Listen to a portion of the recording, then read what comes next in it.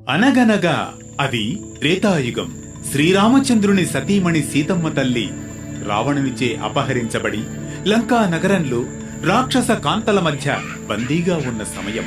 రావణ రాక్షస కాంతల బెదిరింపుల మధ్య వేదనలు తాళలేక శోకిస్తూ ఉంటుంది ఆ సీతమ్మ తల్లి. ఒకానొక దశలో ప్రాణత్యాగానికి నిశ్చయించుకుంటుంది ఆ సీతమ్మ. ఓ భూమాత, నన్ను తిరిగి నీ ఒడిలోకి తీసుకో.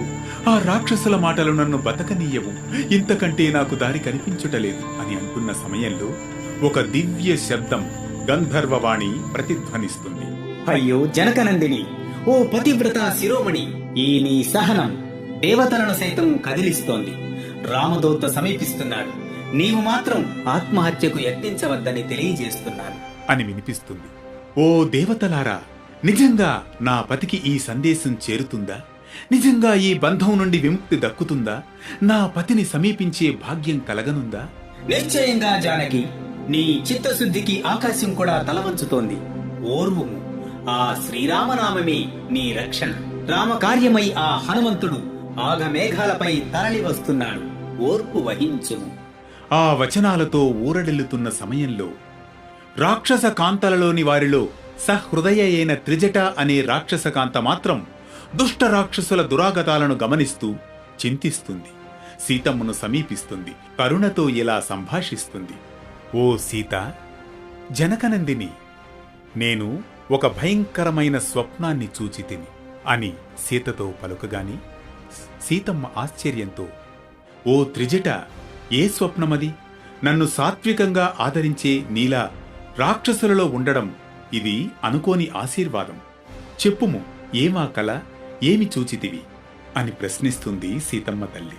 ఓ సీతమ్మ తల్లి, చెప్పేదా, దయచేసి వినుము నాకు వచ్చిన స్వప్న వృత్తాంతము. నా స్వప్నముందు కనిపించింది రామ విజయ సంకేతం. రాముని తేజం నిండుగా వెలిగిన స్వప్నలోకం. లంక జ్వాలల్ని మింగిన ఆయన కోపం, రావణాసురుని పాలైన పతనం నాకు కనిపించింది అంటుంది త్రిజట. తెల్లని ఏనుగునెక్కి వచ్చారు రామలక్ష్మణులు. వీరోచితంగా పోరాడినారు రావణ సైన్యంతో. ఘోర యుద్ధం తదుపరి సీతను తీసుకుపోయినట్లుగా, లంక నాశనమైనట్లుగా, రావణాదులంతా హతమైనట్లుగా వచ్చినది ఆ కల అంటూ విన్నవిస్తుంది తన స్వప్న వృత్తాంతమును త్రిజట. సీతమ్మకు త్రిజట చెబుతున్న సమయంలో సమీపంలోనే ఉన్న రాక్షస కాంతలు విని భీతిల్లుతారు. అదే సమయంలో సీతమ్మను ఉద్దేశించి ఇలా అంటుంది త్రిజట. నీ మీద చేస్తున్న అన్యాయానికి లంకకే వినాశన సంకేతాలను చూచాను. నీవు ధర్మపత్నివి సీతమ్మ. నీకు ఎప్పటికైనా జయం కలుగుతుంది. నీ రాముడు వస్తాడు, నిన్ను తనతో తప్పక తీసుకువెళతాడు అంటూ సీతమ్మకు విన్నవిస్తుంది త్రిజట. ఆ దశలో సీతమ్మ తల్లికి శుభశకునాలు వినిపించసాగుతాయి. ఆ త్రిజట స్వప్నం సీతమ్మ శోక సంద్రానికి ఒడ్డును చూపింది. సీతమ్మ మౌనానికి మాటలు అందించింది. సీతమ్మ కన్నీటికి ఓ విలువ ఇచ్చింది.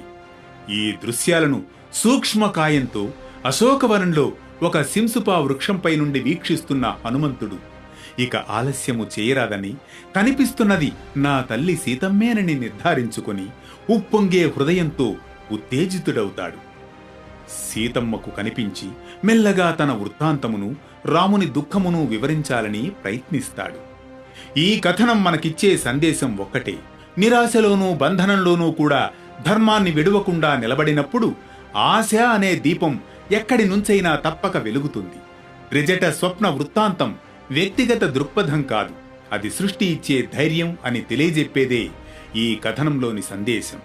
ధర్మాన్ని స్పృశించే సందర్భాలు, భక్తిని పలికించే పలుకులు, బుద్ధిని జాగృతం చేసే సంభాషణలు, శౌర్యాన్ని ప్రతిబింబించే